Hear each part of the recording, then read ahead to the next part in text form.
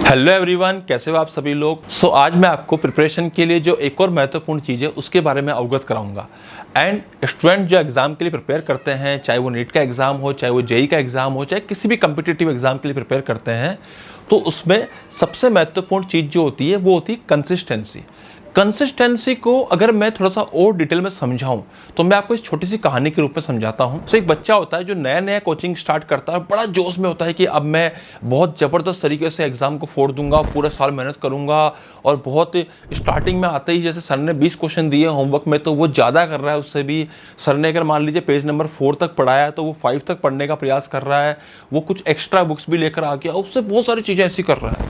But हुआ क्या, शुरू का जोश जो था ना, एक महीने का जो जोश था, 1.5 महीने का जो जोश था, वो धीरे धीरे ठंडा होने लग गया।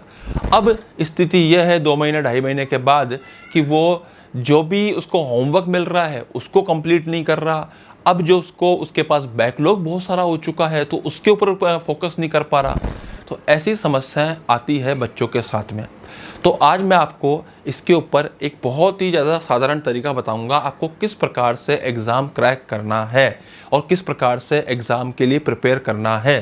तो अगर बच्चों आप पढ़ रहे हो एग्ज़ाम के लिए तो आपको एक बहुत छोटी सी चीज़ पे फोकस करना है, एंड वो है कि हमें रेगुलर रहना है। कंसिस्टेंसी का मतलब देखो, शुरुआत में मेरे को बहुत ज़्यादा नहीं करना, और ऐसा नहीं कि बाद में मैं बहुत ढीला पड़ जाऊंगा। मुझे रेगुलर रहना है। ये ह्यूमन टेंडेंसी है कि शुरू में हम बहुत जोश में होते हैं और धीरे धीरे जब रिजल्ट नहीं दिखता हम लोगों को तो हम ठंडे पड़ने लग जाते हैं, हम उसके बाद थोड़े से डाउन होने लग जाते हैं। बट हमें इसी बात का ध्यान रखना है, शुरू में बहुत ज़्यादा ओवर वर्क नहीं करना।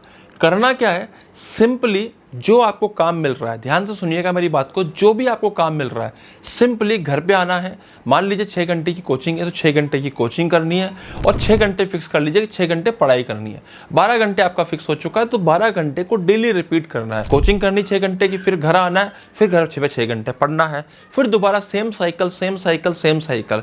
कुछ भी ना तो एक्स्ट्रा करना है ना कम करना है, और इस चीज़ को कंसिस्टेंटली करना है। मशीन की तरह करते रहो, इस चीज़ को मशीन की तरह करते रहो। आपको लगेगा सर बड़ा बोरिंग सा हो जाएगा बेटा, लेकिन यही की है। This is the key. Consistency is one of the most important thing in any exam. और सिर्फ एग्जाम की बात नहीं है, ये लाइफ में हर जगह इंपॉर्टेंट है कंसिस्टेंसी।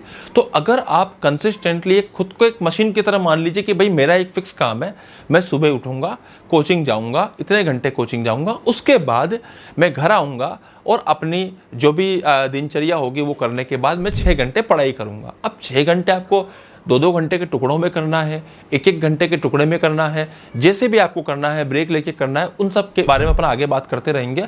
बट आपको एक फिक्स कर लेना है कि हाँ भाई मैं 6 घंटे पढ़ूंगा।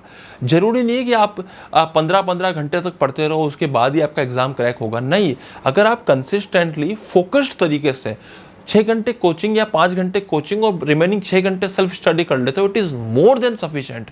It is more than sufficient. आप अगर अभी इस समय 11वीं क्लास के अंदर हो और 12वीं के अंदर आए हो तो आप साल भर ये चीज करते रहो बेटा, it is more than sufficient. मैं कह रहा हूं कि आप नीट के एग्जाम में बहुत अच्छे मार्क्स और बहुत अच्छी रैंक लेके आओगे। ये मेरा एक्सपीरियंस कह रहा है, क्योंकि मैं कई सालों से कोटा के अंदर पढ़ा रहा हूँ और कई सालों में से कोटा के अंदर बहुत अच्छी अच्छी कोचिंग्स के अंदर पढ़ा चुका हूँ।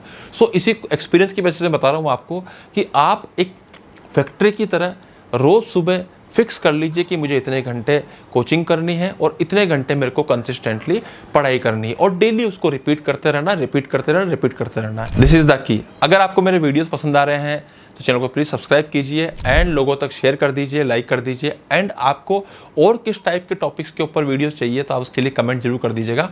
Thank you so much.